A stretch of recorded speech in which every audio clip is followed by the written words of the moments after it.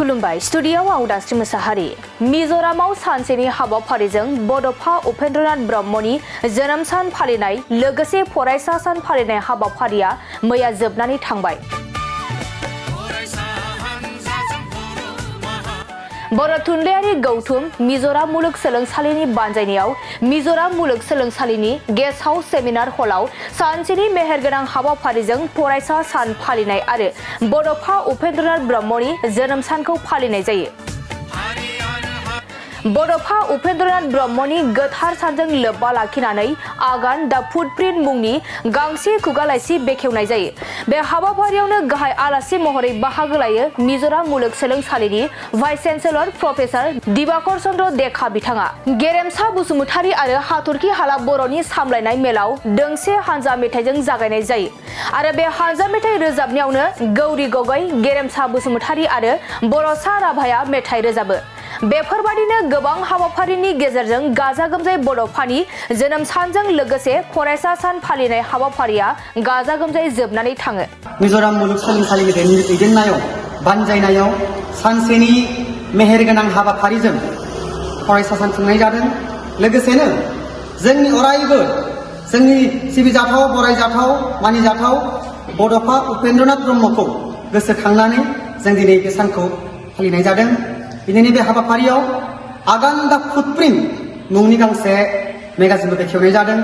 दिनैनि बे हाबाफारियाव गाहाय आलासि महरै बाहागो लादोंमोन मिज'राम मुलुगसोलोंसालिनि भाइस चेन्सेलर माननीय मानगोनां बिथां प्रफेसर दिबाकर चन्द्र देखा सार।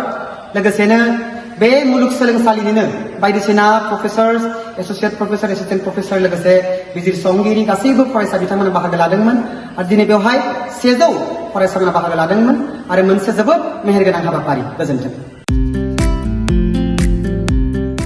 मोनसे गोजोनथाव खौरां। दतमा इउएन एकाडेमि फरायसालिया लानानै फैदों मोनसे गोजोनथाव खौरां।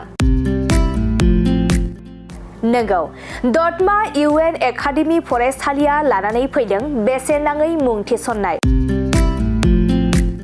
दतमा इउएन एकाडेमि फरायसालिया 2025-26 सोलोंथाइ बोसोरनि थाखाय केजि 1 निफ्राय थाखो 8 सिमनि थाखाय बेसेन नाङै मुं थिसननाय होगासिनो दं